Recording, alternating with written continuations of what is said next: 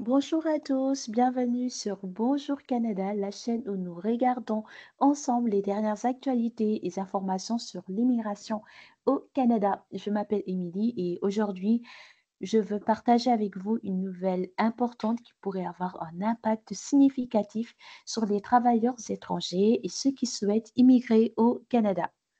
Ce lundi 26 août, donc vous allez regarder la vidéo le lendemain, le gouvernement fédéral canadien, sous la direction de Justin Trudeau, a annoncé des changements importants dans le programme des travailleurs étrangers temporaires. Et ces changements visent à réduire l'accès à des emplois, en particulier dans les secteurs où les salaires sont bas. Pourquoi ces nouvelles mesures et que signifient-elles pour vous qui envisagez de venir travailler au Canada?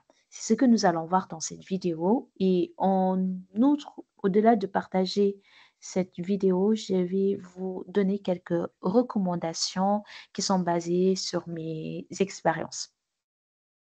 Tout d'abord, nous allons faire une mise en contexte pour que vous puissiez avoir une actualité qui est à jour.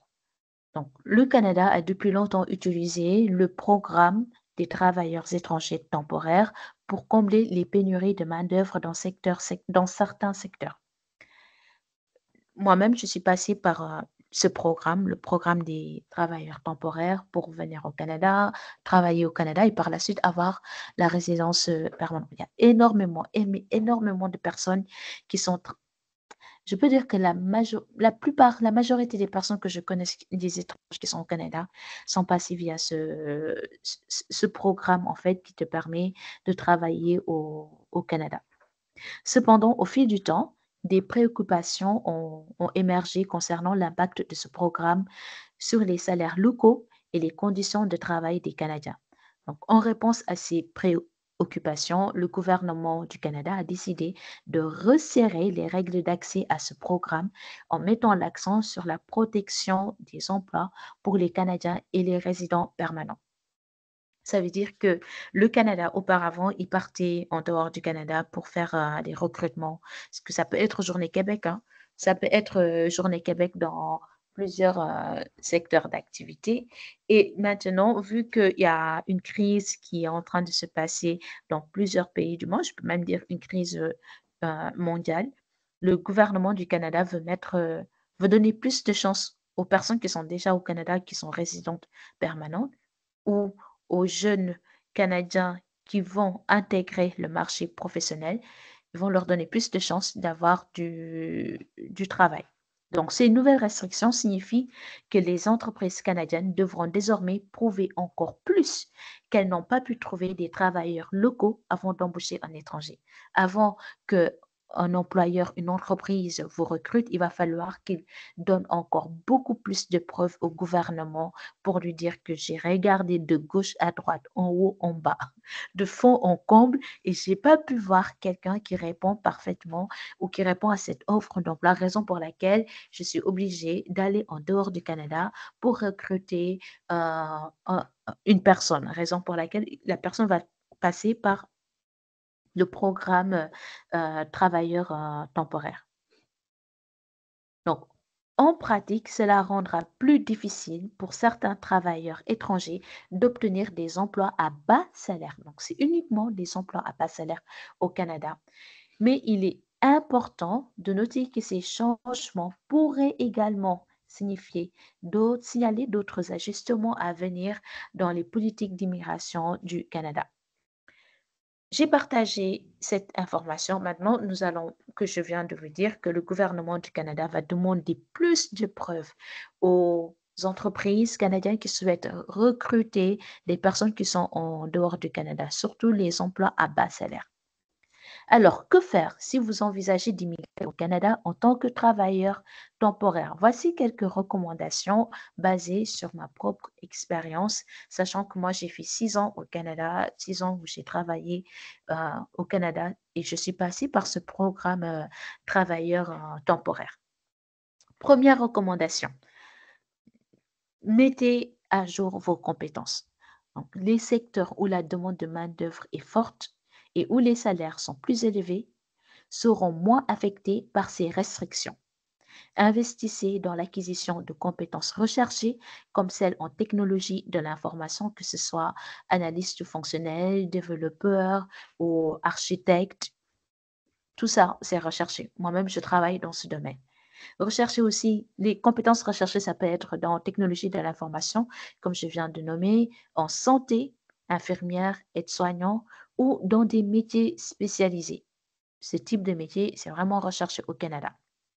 Deuxième recommandation, explorer d'autres options d'immigration.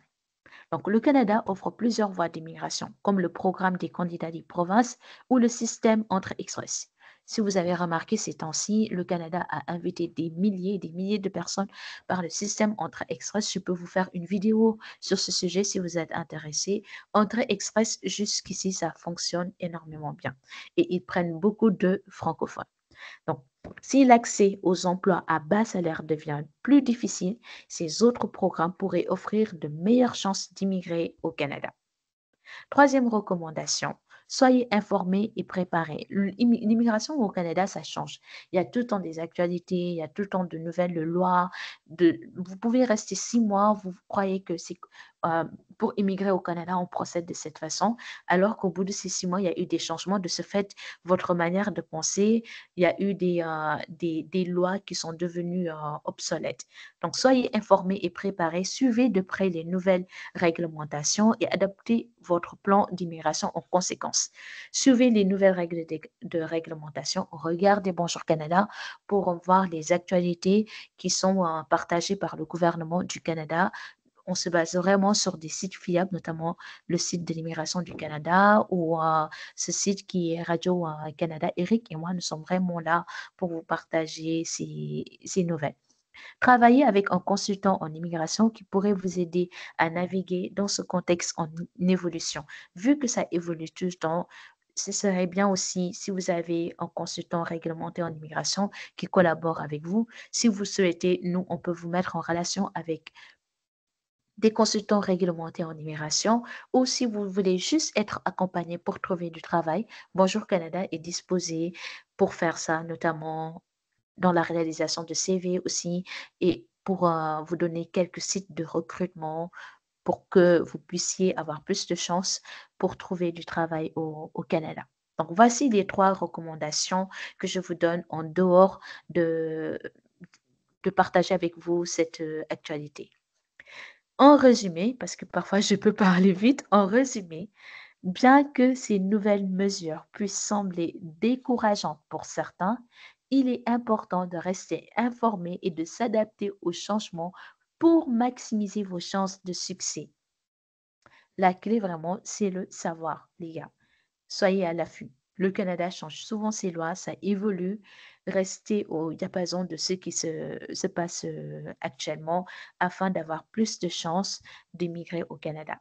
Donc, si vous avez des questions ou des préoccupations, n'hésitez pas à les laisser dans les commentaires et nous ferons de notre mieux pour vous aider. Merci de regarder Bonjour Canada. Assurez-vous, oui, assurez-vous de vous abonner et d'activer les notifications pour ne pas manquer nos prochaines vidéos sur l'immigration au Canada. Et moi, je vous dis à bientôt pour plus d'actualités et de recommandations, de conseils sur l'immigration au Canada. Bye.